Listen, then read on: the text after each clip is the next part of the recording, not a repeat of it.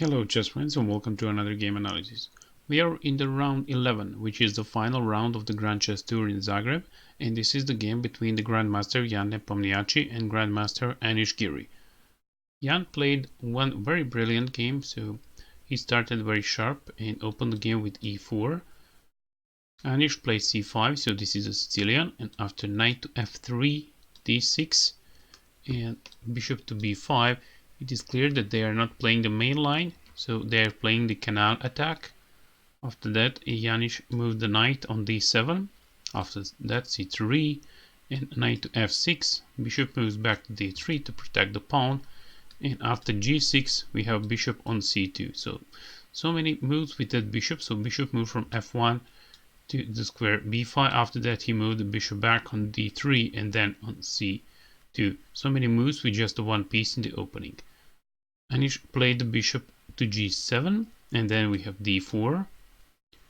Black makes the castle, white makes the castle, and then black moved the pawn on b5.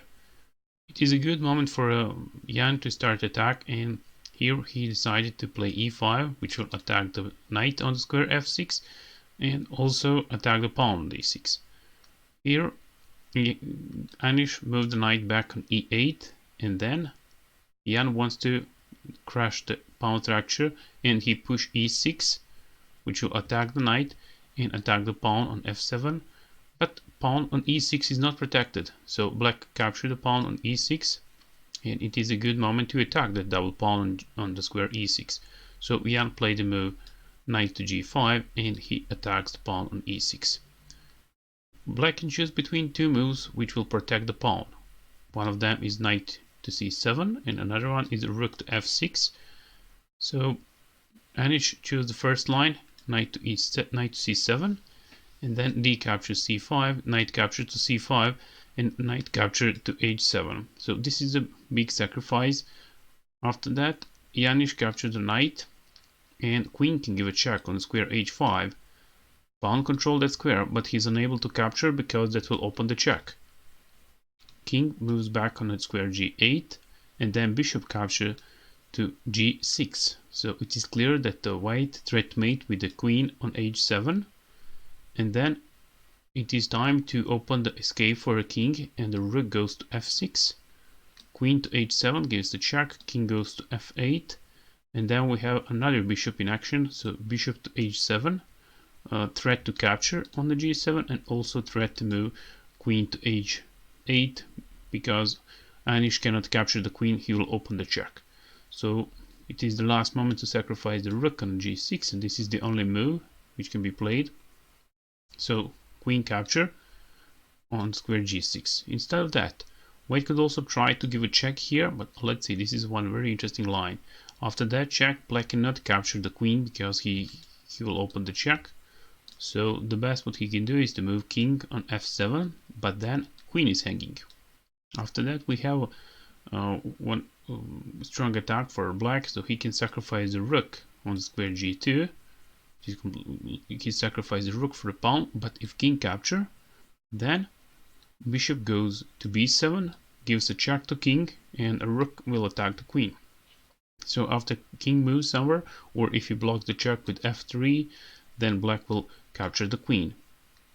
That did not happen in the game, and after rook capture on g6, queen recapture on g6, and bishop capture h6, queen capture h6, and king start to escape. King to e8 was played, and after that it is clear that black king is very safe behind these pawns here. So white need to do something on the queen side. He start to advance with the pawns. And b4 we have knight to a4, knight to a3, and then king to d7. We have c4, and then b captures c4, knight capture to c4, and bishop to a6. It is time that Anish need to develop all his pieces and put them into the game. So a rook to c1 was played, and then a knight goes to b6, offer knights for trade, so knight capture, pawn capture, and the rook is hanging on the square f1, so rook from f1 to e1 was played. After that, bishop moves back to b7, open the a line for a rook, and then we have queen e3, which tried to capture the pawn here, so pawn to b5, and after that a3 just to protect the pawn because queen protect the pawn on the square a3, and then bishop to d5 give support to the pawn on e6, and then this knight is free to go.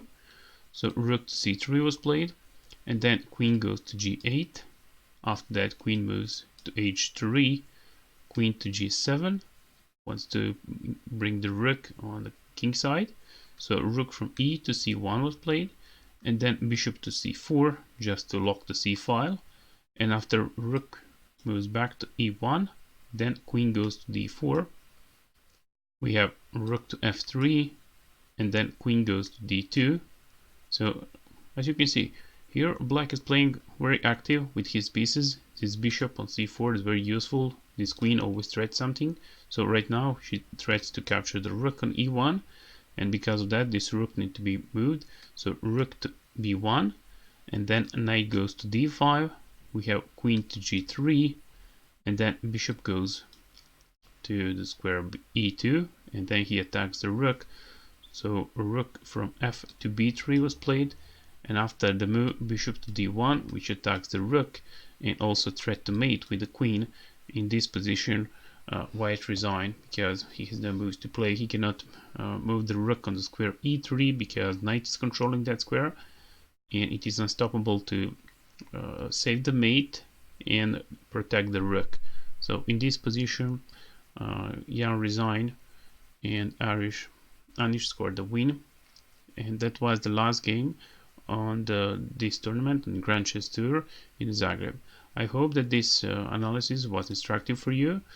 If it's true, let me know that in the comment section below. Thank you for watching, and see you in the next game analysis. Bye bye.